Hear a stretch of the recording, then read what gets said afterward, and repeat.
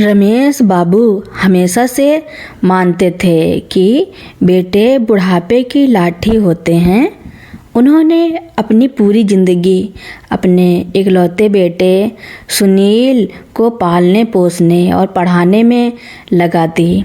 उनके पास शहर के बीचों बीच एक पुरानी मगर अच्छी खासी कोठी थी और अपनी पत्नी के गुजर जाने के बाद उनका पूरा ध्यान बस सुनील पर ही था। सुनील ने इंजीनियरिंग की पढ़ाई पूरी की और एक बड़ी कंपनी में अच्छी नौकरी भी पाली। सुनील की शादी सीमा से हुई। सीमा शहर की थी और बड़े बड़े सपने देखती थी। शादी के बाद सुनील और सीमा ने तय किया कि वे कोठी की ऊपरी मंजिल पर रहेंगे और नीचे की मंजिल रमेश बाबू के लिए होगी। शुरू में सब ठीक था, लेकिन धीरे धीरे सीमा का व्यवहार बदलने लगा। सुनिए जी, एक शाम सीमा ने सुनील से कहा, यह पिताजी दिन भर ऊपर नीचे करते रहते हैं, क्या ज़रूरत है इन्हें बार बार हमारे हिस्से में आने की। और उनके कमरे से अजीब सी महक आती है। सुनील, जो अपनी पत्नी के सामने हमेशा कमज़ोर पड़ जाता था, बोला, अरे सीमा, उन्हें आदत है, उनकी उम्र हो गई है। सीमा झल्ला गई। आदत है तो अपनी आदत अपने पास रखें। मैं कहती हूँ आप उनसे कहिए कि अब वह हमारा हिस्सा छोड़ दे। हम अपना फ्लोर रेंट पर देंगे, अच्छी इनकम होगी। वह नीचे के कमरे में ही ठीक हैं। सुनील हिचकिचाया, लेकिन उन्हें सामान शिफ्ट करने में दिक्कत होगी। अरे मैंने तो सब सोच लिया है, सीमा ने तुरंत जवाब दिया। हम उनकी देखभाल के लिए एक नौकरानी रख देंगे, आप बस उनको मनाओ। रमेश बाबू ने जब यह सुना तो उन्हें बहुत दुख हुआ। जिस बेटे को उन्होंने अपनी आँखों का तारा समझा, आज वही उन्हें अपने घर में एक बोझ समझने लगा था। उन्होंने चुपचाप सारा सामान नीचे के छोटे कमरे में शिफ्ट कर लिया। नौकरानी तो रख ली गई, लेकिन वह भी सीमा के इशारों पर चलती थी। रमेश बाबू का ठीक से ध्यान नहीं रखती थी। धीरे धीरे रमेश बाबू का अकेलापन बढ़ने लगा। सुनील और सीमा अपनी ज़िंदगी में मस्त थे। वे देर रात घर आते, सुबह देर तक सोते। रमेश बाबू से बात करने का समय उनके पास नहीं था। अगर वह कभी सुनील को आवाज़ लगाते तो सीमा कमरे का दरवाज़ा बंद करके कहती, इन्हें तो बस अटेंशन चाहिए, आप मत जाओ।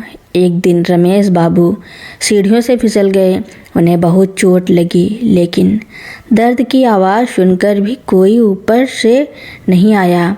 काफ़ी देर बाद नौकरानी आई और किसी तरह उन्हें कमरे तक ले गई। जब सुनील को पता चला तो उसने ऊपर से ही पूछा, ठीक तो हैं आप? थोड़ा ध्यान से चला करिए। और फिर अपने काम में लग गया।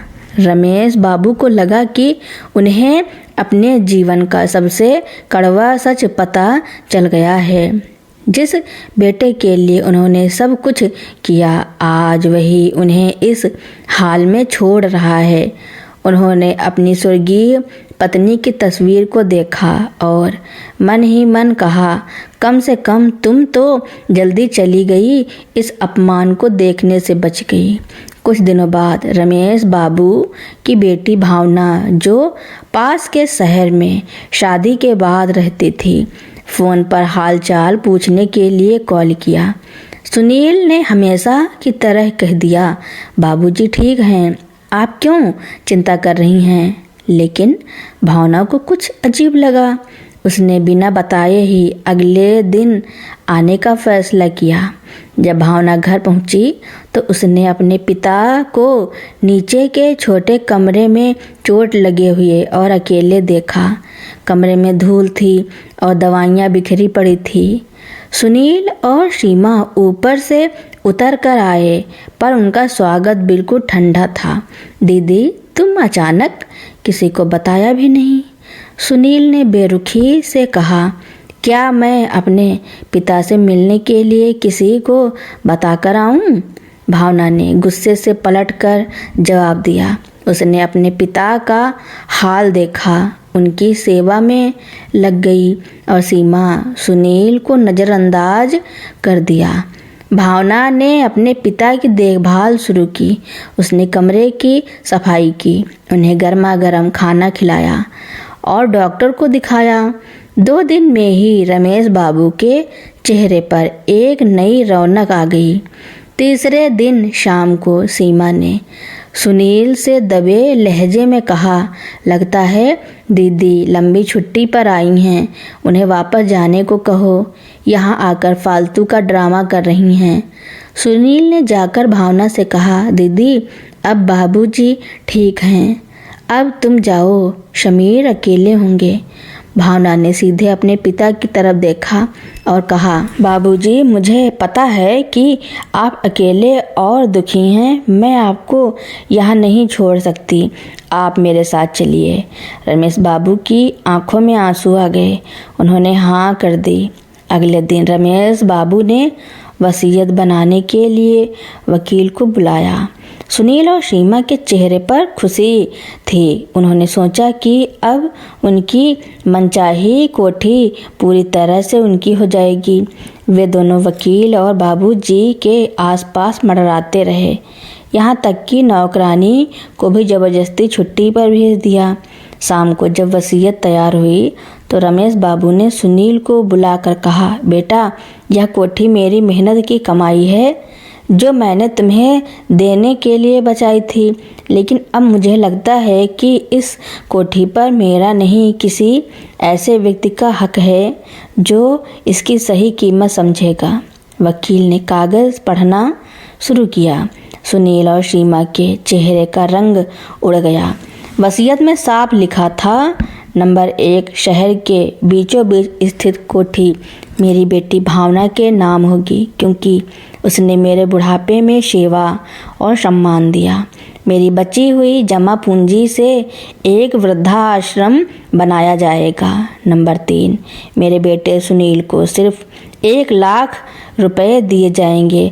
सुनील चीख पड़ा, बाबूजी यह क्या मजाक है, मैं आपका इकलौता बेटा हूँ, मेरा हक है इस कोठी पर। रमेश बाबू ने ठंडी शांत आवाज़ में कहा, बेटा तुम मेरे शरीर की संतान हो पर भावना मेरी आत्मा की संतान है। तुम हक की बात करते हो। जब मैं सीढ़ियों से गिरा था तब तुम्हारा हक कहाँ था? जब तुमने मुझे मेरे ही घर के एक छोटे से कमरे में कैद कर दिया था तब कहाँ था तुम्हारा हक? मैंने तुम्हें पैसे दिए पर बुढ़ापे में सेवा और सम्मान की उम्मीद की थी, तुमने यह नहीं दिया। उन्होंने एक लंबी सांस ली। बेटा मैंने तुम्हें पालने पोसने में अपना सारा जीवन खपा दिया। मैंने सोचा था तुम मेरी लाठी बनोगे पर तुम मेरे लिए बोझ बन गए। अब इस घर पर सिर्फ उसका हक है जिसने मुझे अपना समझा। रमेश बाबू ने अपनी लाठी उठाई और भावना के साथ बाहर निकल गए। सुनील और सीमा एक दूसरे का और उस खाली घर का मुंह ताकते रह गए। उन्हें कर्मों का आईना साफ दिख रहा था, जहां उन्हें अपने ही लालच और अहंकार के सिवा कुछ नहीं मिला था। रमेश बाबू और भावना के चले जाने के बाद सुनील और सीमा कोठी में अकेले रह गए। सुनील को यकीन नहीं हो रहा था कि जिस कोठी पर उसका पुश्तैनी हक है वह अब उसकी बहन के नाम हो गई है। यह क्या कर दिया पिताजी ने? सुनील चीखा, सिर्फ 1 लाख और भावना को पूरी कोठी? यह अन्याय है। सीमा जिसका सारा अहंकार टूट चुका था बोली, अन्याय नहीं, यह हमारे कर्मों का फल है। मैंने ही आपको उकसाया था। अब हम क्या करेंगे? न नौकरी में इतनी कमाई है कि ऐसा घर खरीद सके और पिताजी ने हमें कहीं का नहीं छोड़ा। अगले कुछ हफ्ते दोनों के लिए बेहद भारी थे। कोठी तो अभी भी उनके पास थी, लेकिन वह कागज़ पर अब भावना की थी। हर दीवार उन्हें रमेश बाबू की उदास आंखें याद दिलाती थी। उन्हें लगने लगा था कि वे एक खाली ठंडे मकान में रह रहे हैं। सुनील की नौकरी में भी दिक्कतें आने लगी। काम में उसका मन नहीं लगता था और उसके अधिकारी उसकी लापरवाहियों पर लगातार सवाल उठाने लगे थे। एक दिन उसके बॉस ने उसे बुलाकर कहा, सुनील, तुम इन दिनों बिल्कुल भी केंद्रित नहीं हो। अगर यही हाल रहा तो हमें सख्त कदम उठाना पड़ेगा। सीमा को अपनी गलती का एहसास हो रहा था। वह कभी कभी फुसफुसाते हुए कहती, काश हम पिताजी की थोड़ी सेवा कर लेते। एक कमरा ही तो मांगा था उन्होंने। उधर भावना अपने पिता को अपने घर ले गई थी। भावना का पति समीर बहुत नेक दिल इंसान था। उसने रमेश बाबू का स्वागत अपने पिता की तरह किया। रमेश बाबू को पहली बार महसूस हुआ कि वह कहीं सुरक्षित और सम्मानित महसूस कर रहे हैं। हालांकि कुछ ही हफ्तों में रमेश बाबू की सेहत फिर से बिगड़ने लगी। शायद उनके दिल में जमा हुआ पुराना दर्द और धोखे का जख्म गहरा था। एक रात भावना डॉक्टर को बुलाकर लाई। डॉक्टर ने कहा कि उन्हें तुरंत अस्पताल ले जाना होगा।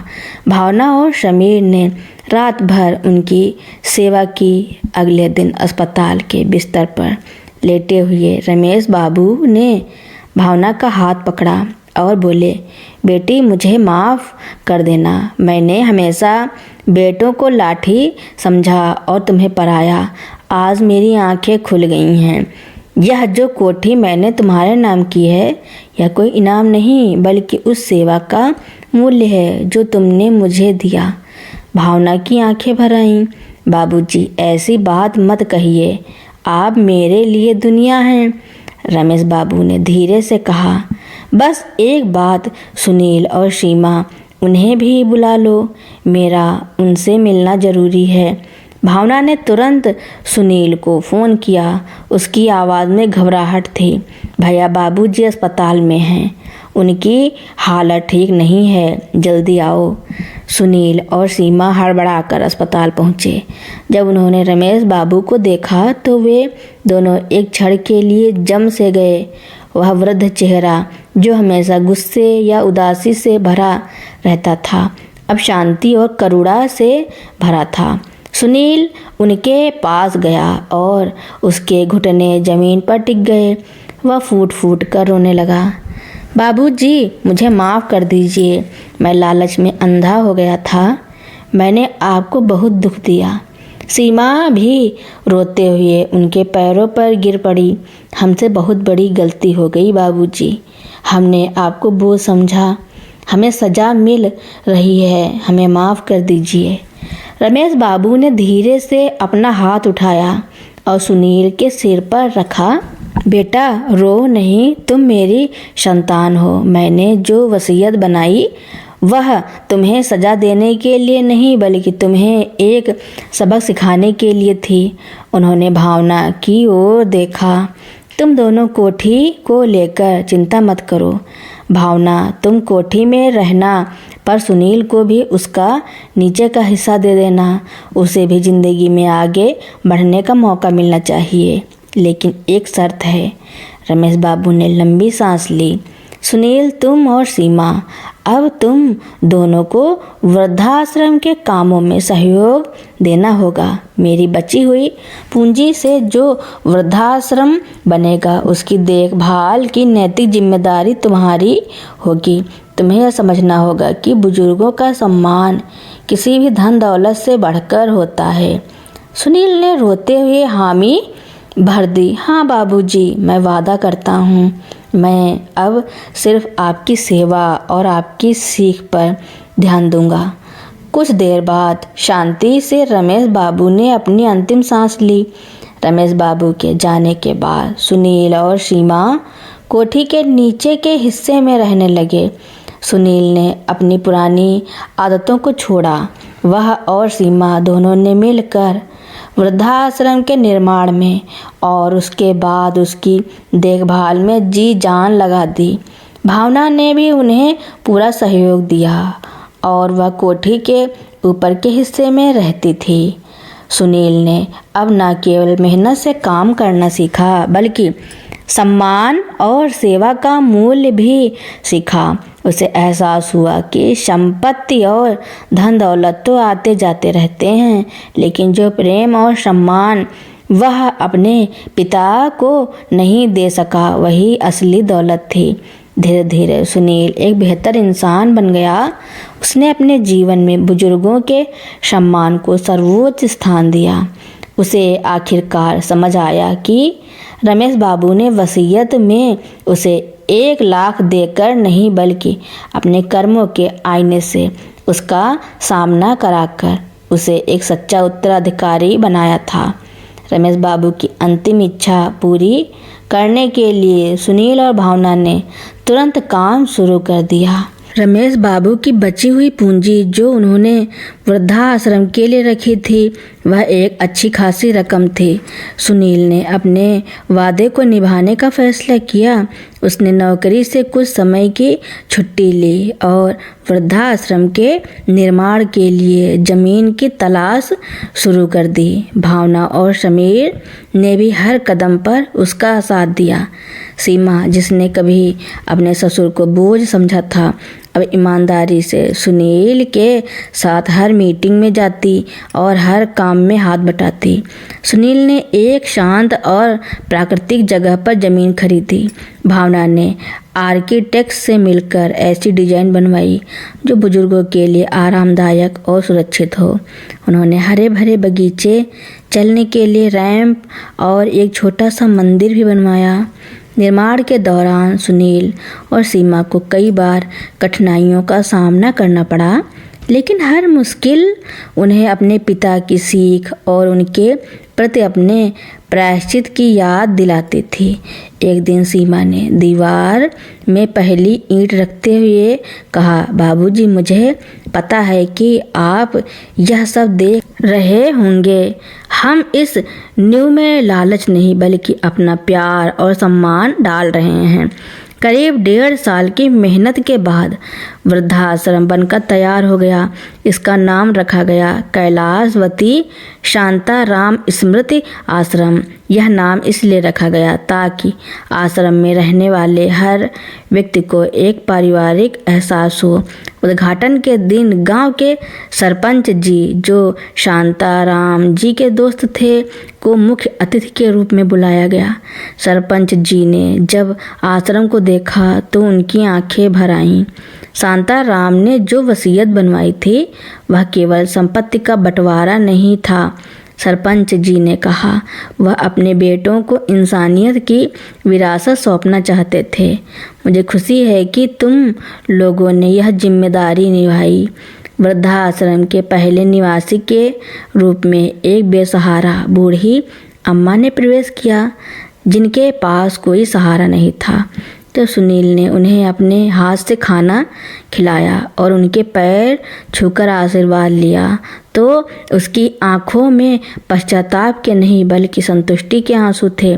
सीमा ने उस अम्मा के कमरे की सजावट खुद अपने हाथों से की। समय बीतता गया। सुनील ने अपनी नौकरी छोड़ दी और अपनी पत्नी सीमा के साथ मिलकर पूरे समय आश्रम की देखभाल करने लगा। भावना भी अक्सर समीर के साथ आती और सेवा में मदद करती।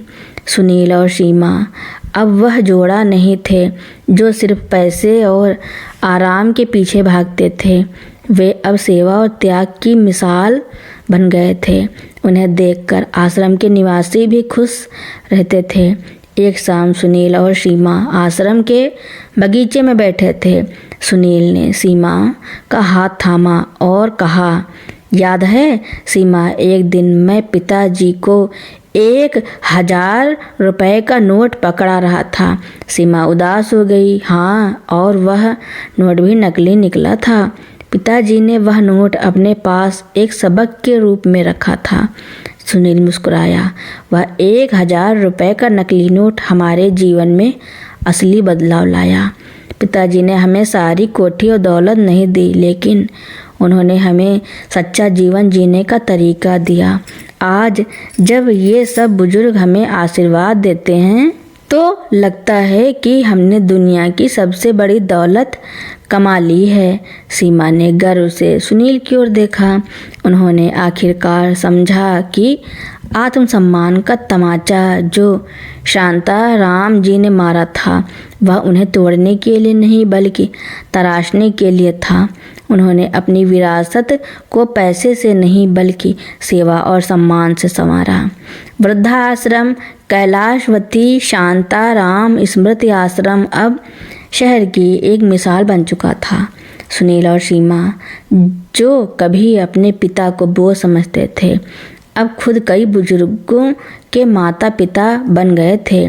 इसी बीच सुनील और सीमा के घर भी एक नया नन्हा मेहमान आया, उनकी बेटी शगुन। शगुन का बचपन आश्रम के बुजुर्गों के बीच बीता। उसने अपने दादा दादी यानी आश्रम के निवासियों से कहानियाँ सुनी, उनसे प्यार पाया और सबसे महत्वपूर्ण उसने अपने माता पिता की सेवा करते हुए उसने यह नहीं देखा कि उसके माता पिता ऐसो आराम में डूबे हैं, बल्कि उसने उन्हें मेहनत और समर्पण के साथ दूसरों की देखभाल करते देखा। जब शगुन बड़ी हुई तो उसका स्वभाव बहुत ही संवेदनशील और दयालु था। उसे कभी इस बात का एहसास नहीं कराया गया कि उसका पुश्तैनी घर उसकी बुआ भावना के नाम है। उसके लिए उसका असली घर तो आश्रम था। भावना और समीर जिन्होंने कोठी का ऊपरी हिस्सा रखा था अक्सर नीचे के हिस्से में सुनील और सीमा से मिलने आते थे। भावना ने यह सुनिश्चित किया कि सुनील के परिवार को कभी यह महसूस न हो कि वे किराएदार हैं। परिवार के बीच अब प्रेम और सम्मान का रिश्ता था जो पैसे और जायदाद के लालच से कहीं ऊपर था। शगुन ने अपनी उच्च शिक्षा पूरी की और उसके सामने शहर की बड़ी कंपनियों में नौकरी के कई अवसर थे। एक दिन सुनील ने उससे पूछा, बेटी अब तुम क्या करना चाहती हो? तुम अपनी पसंद की कोई भी नौकरी चुन सकती हो। शगुन मुस्कुराई और बोली, पिताजी मैंने सब सोच लिया है, मुझे लाखों की सैलरी वाली नौकरी नहीं चाहिए। सीमा ने चिंता से पूछा, तो क्या करोगी? आश्रम तो भैया और आपका काम है। शगुन ने अपने पिता का हाथ पकड़ा और दृढ़ता से बोली, मेरा जीवन का लक्ष्य इस आश्रम को और बेहतर बनाना है। मैंने इन सब दादा दादी और नाना नानी की सेवा करते हुए अपना बचपन बिताया। मैंने देखा कि यहाँ मेडिकल सुविधाओं की और भी ज़्यादा ज़रूरत है। मैं आश्रम से जुड़ी एक एनजीओ बनाना चाहती हूँ जो बुजुर्गों के लिए विशेष स्वास्थ्य सेवाएं प्रदान करे। सुनील और सीमा की आंखें गर्व से नम हो गईं। यह उनके लिए सबसे बड़ा पुरस्कार था।